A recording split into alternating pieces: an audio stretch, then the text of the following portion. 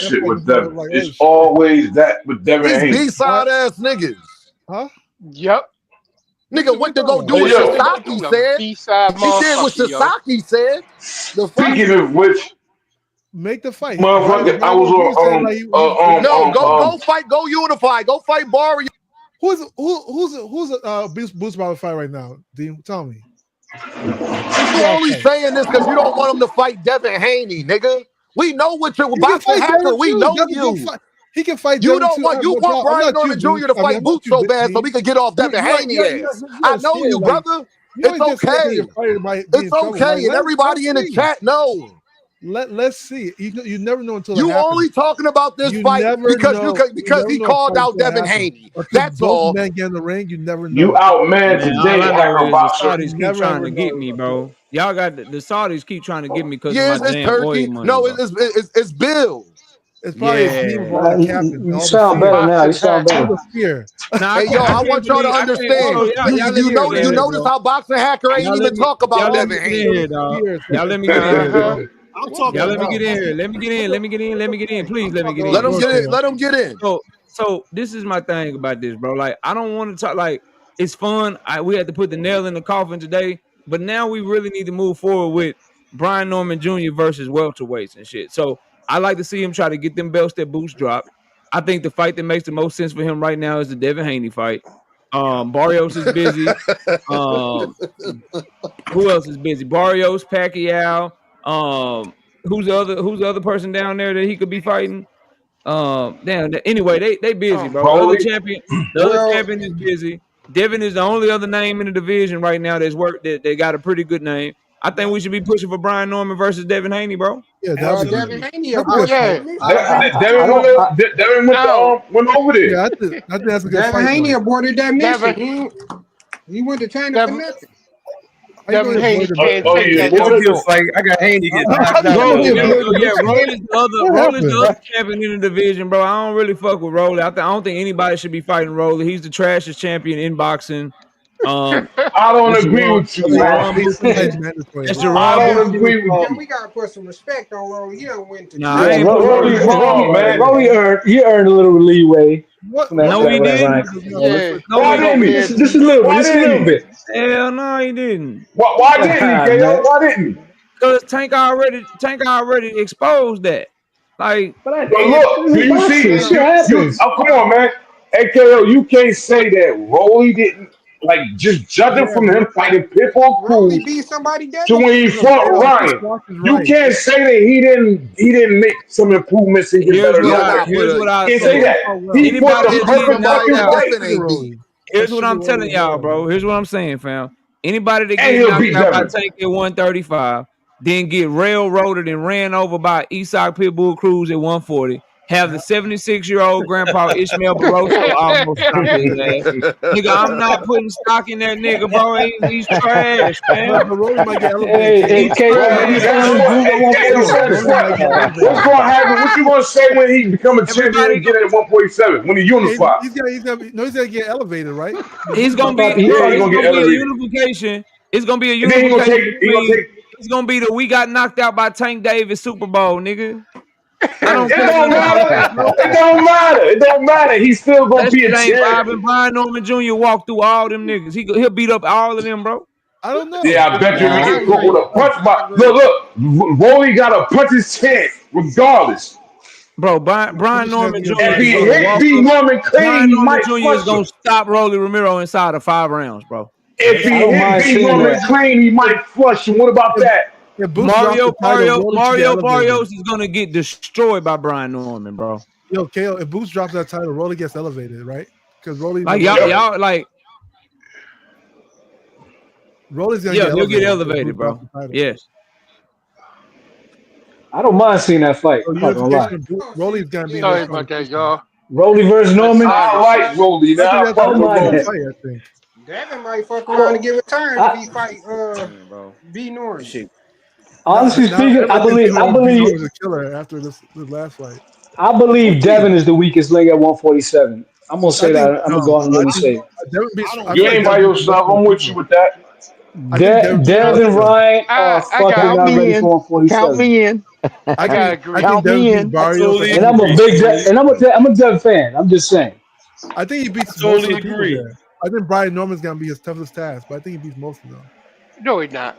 Yeah, why not? I think he definitely beats Barrios. I think he definitely beats. No, he's not. If he does, he's gonna beat him like he beat Ramirez. If he does, he's gonna beat him like he beat Ramirez. Yeah, I mean, a win is a win, regardless of how he wins. I'm saying he can do it.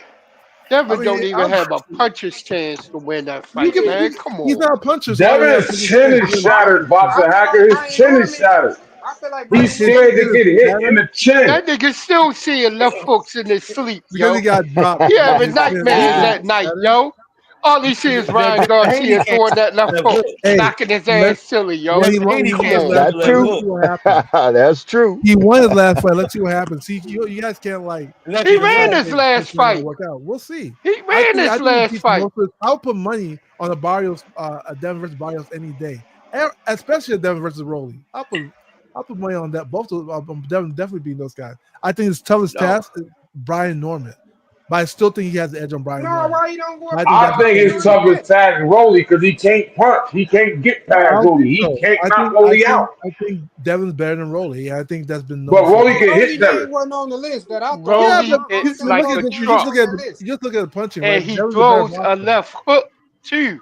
All he Brian Norman Jr. Every name that's on fucking Devin Haney list, they gotta come up to 47 to fight him. Yeah, they come from 35. What do you want me they to come say from 35 to 40. If Ryan didn't cheat, who knows how that fight might end? Man, that now the fuck out of the here, same way, the same exact way. But what I'm saying is, here we go.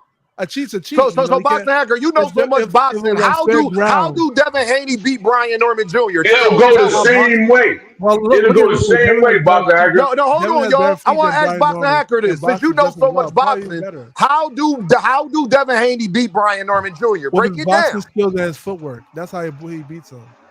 Like he beat Ramirez. Maybe. I think. In double words, but Brian Norman Jr. is not Ramirez, though. I think Brian Norman's skills. Hey man, you niggas with these narratives. That's the only way. Let's see what happens when they fight. Y'all just blabbering at this point. Answer the question. How do he beat him? Shut your old ass up, nigga. I just told you he has better footwork than Brian Norman, and he's a better boxer than Brian Norman. How hard is that to understand? So how do he do it? So what punches? So he's going to out jab him. He's going to just jab his head off all night. Huh? Yeah, he going to outbox all these niggas. He going to jab his head off all night.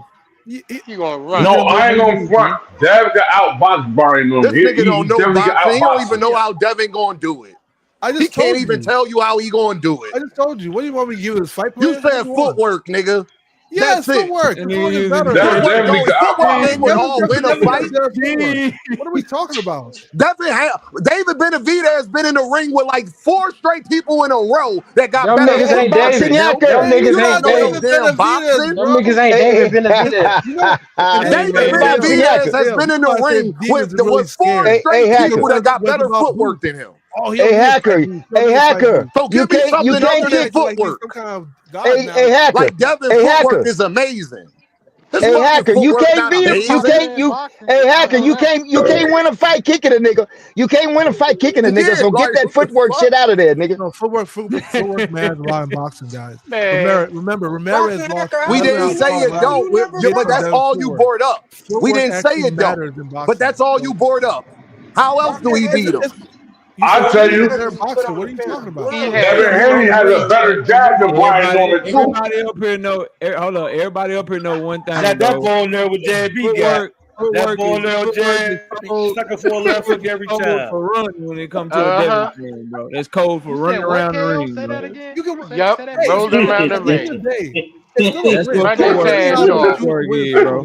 Y'all let me catch this super chat, man. Shout out to Rock with the 2-piece in the super chat. Says Norman beats Devin by murder. Then he comes back with another 2-piece in the super chat. Says Boxing Hacker is lame AF. Damn. You gotta see the fight, hey, hold on, y'all. Can I ask KO a question? KO, can I ask you a question? Let me get in here. Yeah, Dean, ask me. KO, can I ask you a question, please? Yeah, bro. Yeah. Just to show you how much Boxing Hacker don't know, because all he brought up was footwork. Who got better footwork and a better jab, Caleb Plant or David Benavidez? Caleb Plant. Easy. Caleb Plant all day. Okay, who got better footwork, KO? Boo Boo Andrade. Who got a better footwork in a jab? Boo Boo Andrade or David Benavidez? Andrade got better footwork, but Benavidez got a way better jab. Okay. Yeah. Who got a better jab and better footwork? David Morrell or David Benavidez? David Morrell got better footwork, but jab Benavidez got a better jab than him too, though. Okay, let's start with Caleb Plant, right? Caleb Plant also has stamina issues. And if you remember, he was doing good until he started getting tired. Devin almost got knocked out in the first 30 seconds. Easy to say, who has bad footwork? Who has this? No, tell the whole story. Caleb Plant has stamina issues. And when he got tired, he got cooked. He did really good. No, you ain't. He got tired. Like, that's really good ain't good enough. So hold on, Boxing Hacker. Devin's gonna fight Brian Norman Jr. like he did last Here's the problem. So here's the problem. Is Devin gonna fight Brian Norman Jr. like he did last? Let me help you out, Boxing Hacker. Boxing Hacker, hold on a second, bro. Hold up, everybody, hold on. I'm gonna help you out. Paths to victory for both of those fighters. Devin's only path to victory for a Brian Norman fight would be to stay away, fight the fight very similarly to how he fought the Jose Ramirez fight.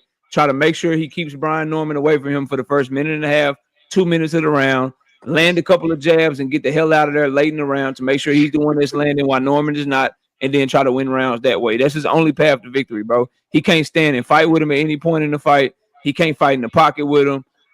He can't trade with him. He can't do nothing but move around the ring and try to pot shot and jab and outpoint his way to victory. That's the only thing he can do, bro.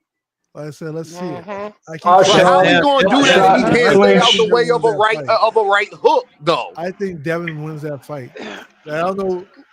Why we acting like Brian Norman Jr. can't box? He ain't got no footwork. He not none of. He ain't fast. He ain't none of that. He got slow. No, hey, Dan, we gonna keep it a big.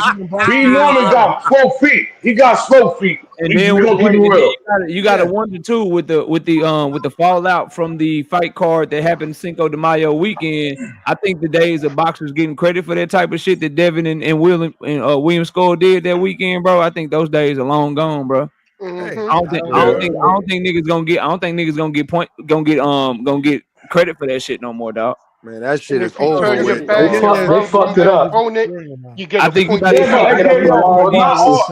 to see a turn in boxing. I think we about to see a turn in boxing where aggressive come forward fighters start getting more credit for their aggression than defensive fighters get credit for their defense. Hey, yo, that's always been the rule. Don't that happen now, though? Don't matter. Don't that happen now? It's people like Boxing Hacker that come around and try to deflate the whole argument. That has always been the rules in boxing.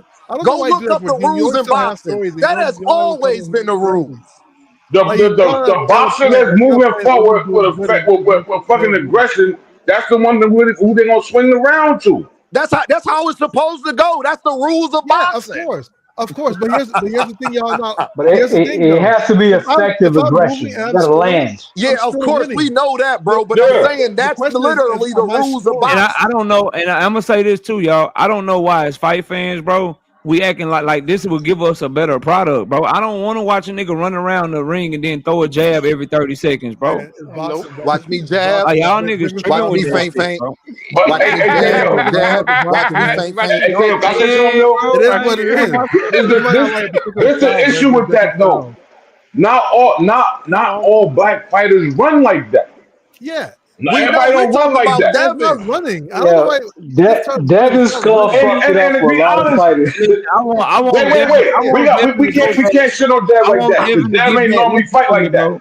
Listen to me. I need Devin to just show that this was just one little hiccup, and that he's more the Devin that fought Regis and that tried to show up to fight Ryan Garcia. That Devin, I ain't got no problem watching, bro. This new Devin that looks small, that look unsure of himself. There's running around the ring and shit, bro. I'm not trying to watch no shit like that, bro. The part all y'all forgetting is Devin. This is the first time Devin is fighting people his size. Why are we leaving out? This is the first time Devin is fighting people his size. I'm not made like that, bro. Like, I don't want to just see David Benavidez or Tank Davis or Abdullah Mason or Jesse Bam Rodriguez. I don't want to just see them win, bro. I want to see them step on niggas, man. Y'all niggas be tripping with that. I want to be entertained because I pay for these fights, bro. Y'all talking about this? Man, I do be stepping on shit. He can win by any means necessary. Nah, bro. I want to see you win, and I want a good product for my money, bro. Hey, I want you to bet. Let me understand what I'm saying, bro. Stop cutting me off, bro. My fault, KO. I'm cool. Stop cutting me off, bro. Stop talking, bro. What I'm saying is, bro, at the end of the day, when you put your money, and this is my problem with fight fans, bro. For those of us that spend our money, that spend our time actually covering the sport, that make channels, that take time away from my family to make this content while we also got a full-time job too. Bro, we need a better product, bro. People got other things. People got man, I'm not done. Nigga, I promise I didn't finish talking, bro. Oh, go ahead. Damn, like, chill out, fam. All I'm telling y'all is it's better for us when fighters get in there and show real skill. If your dude is really like that, I want to see him slip shots. I want to see him pull back on shots. I want to see him step back and counter shit. I want to see him catch and shoot, bro. I don't want to see a nigga using his legs as his defense, bro. I want head movement and shit, bro. I want to see you making niggas miss and making niggas pay. When do I get to see another Floyd Mayweather Arturo Gotti performance, bro? I want to see niggas doing shit like that, bro. Cause I pay my hard-earned money. The only people, and I swear to God, I think it's a correlation. The main fight fans, bro, that I see on a regular basis that say, I just want to see him win. I don't care how it look. As long as he win, that's all that matters. To a man, they are almost always the fans of fighters who don't do numbers, who don't show up to buy their fighters ticket, who don't buy pay-per-views, who don't never show that they truly support their fighters with their wallet. To a man, bro, the main niggas out here say that shit are Devin Haney fans, trash ass numbers. Shakur Stevenson fans, trash ass numbers. The niggas that want to see entertaining fights almost always be Tank fans. They be Benaivdez fans. Some of them might be Canelo fans. Like, bro, we try and see people put it down, bro. Hey, KO, it's because Hey guys, we can't reinvent boxing, though. Hey, KO, that's because they don't want to see a good. I'm almost done. I'm almost done. Let me finish. I'm almost done. And that is the main problem, bro, that I have with the way that a lot of people are watching boxing. We claim we want the sport to be the best ever. We claim we want more people to watch the sport. We can't sell the shit that we've been giving the people. The fighters don't fight the fights they supposed to fight anyway. And you gonna go in that bitch and not care how you perform? That shit don't go together, bro. You can't be like, yo, I'm gonna fight who I want to fight.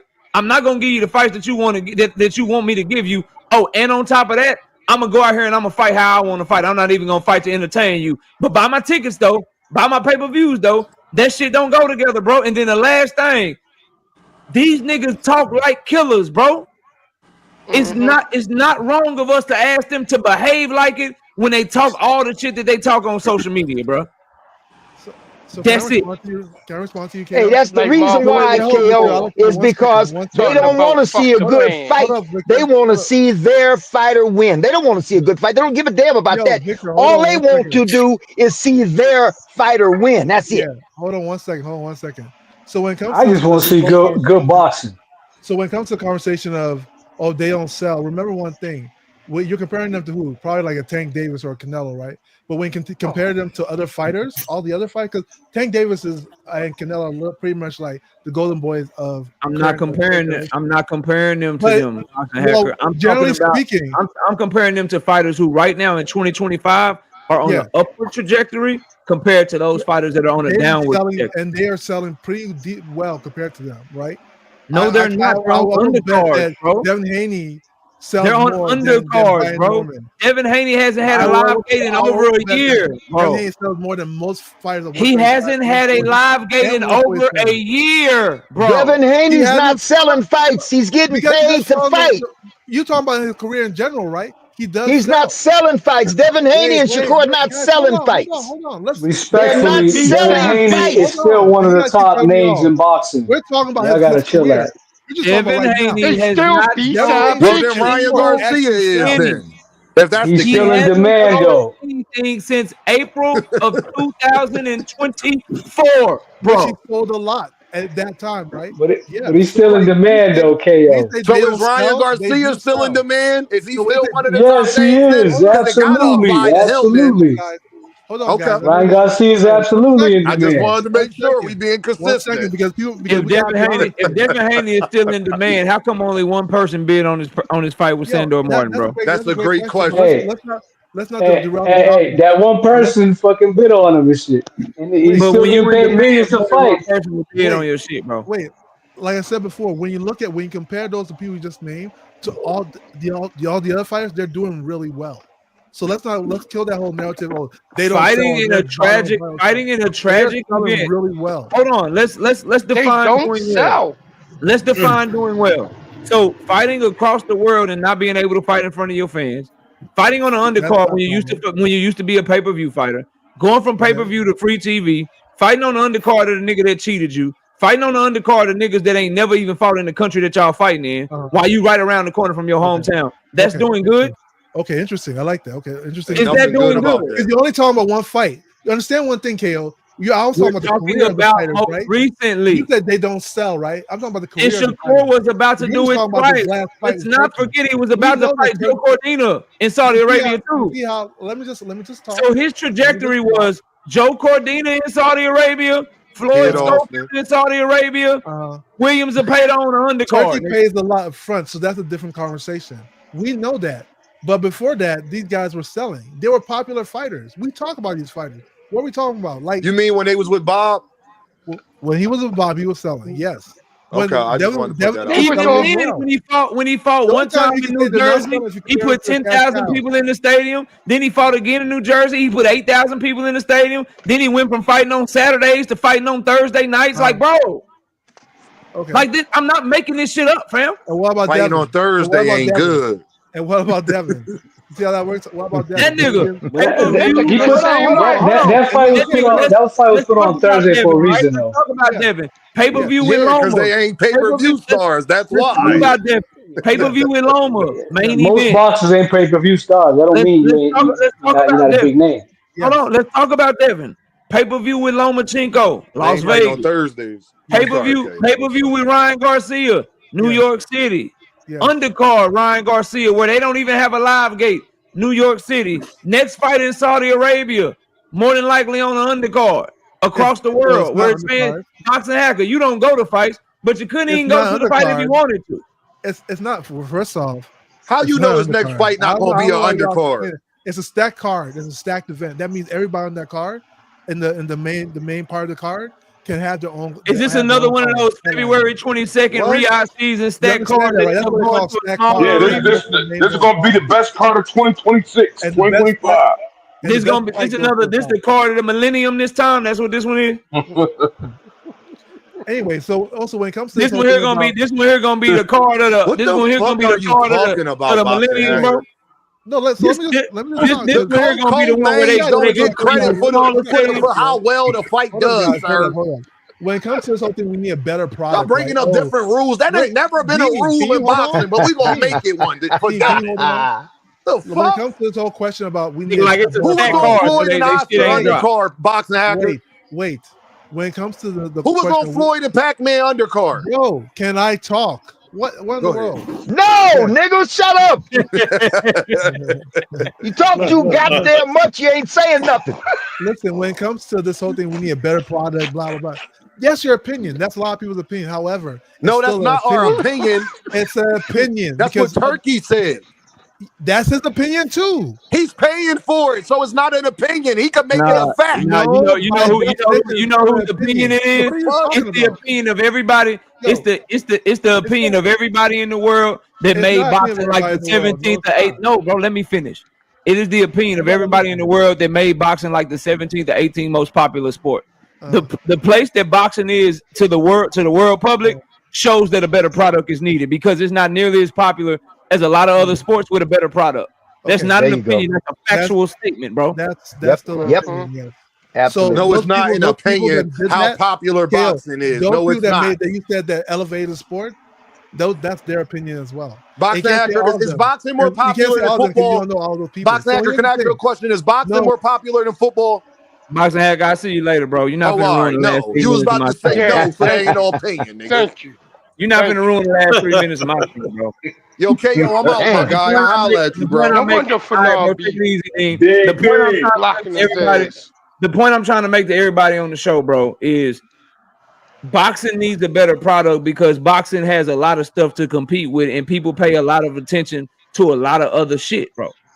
So we need better fights, whether that's through matchmaking, making sure fighters actually go out there and try to entertain fans, stop overpaying fighters. It's a lot of things that need to be done, And that's what I'm talking about, bro. It's not really that hard to understand, bro. I don't know why my dog boxing hacker has to do that shit sometimes. But look, bro, salute to everybody. I appreciate y'all pulling up. All I right, am going to man. be live tomorrow. Salute everybody.